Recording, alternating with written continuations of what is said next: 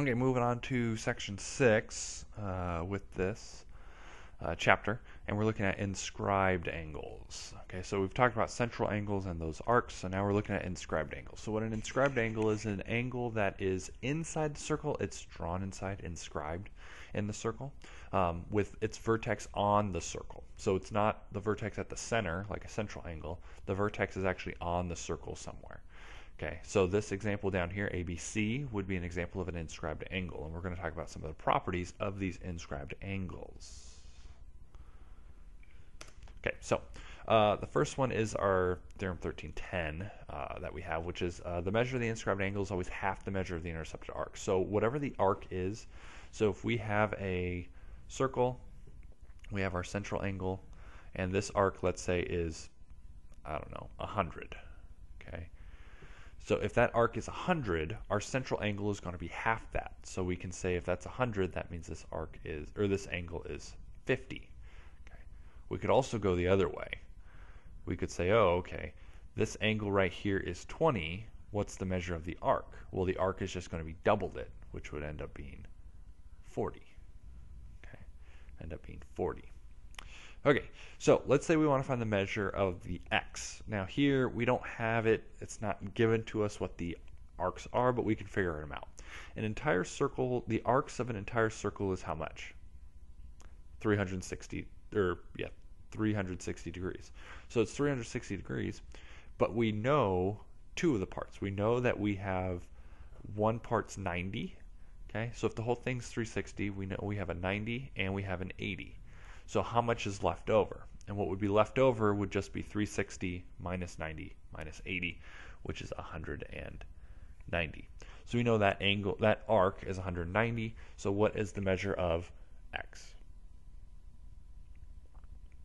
Okay, well, since the angle x is always going to be half the intercepted arc, that means we take 190 and cut it in half, which ends up getting us 95 degrees.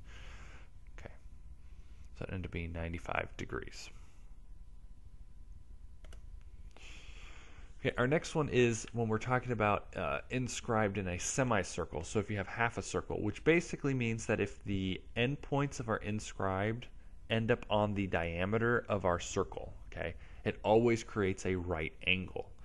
So if you want to draw a right triangle, one thing you could do is you can draw a semicircle or a circle, cut it in half, draw the diameter, and then anywhere you draw from point to point, okay, those are all going to be right angles.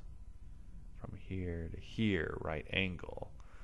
From here to here, right angle.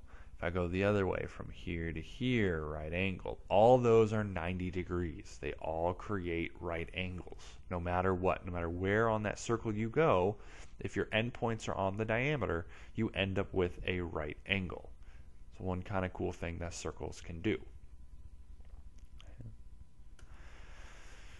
All right, next one is that if you have an inscribed angle that is congruent to another inscribed angle, then the arcs are also going to be congruent. Okay, so if this example down here, so if you have two inscribed angles that are the same, they touch the exact same arc, okay, then they're going to be congruent.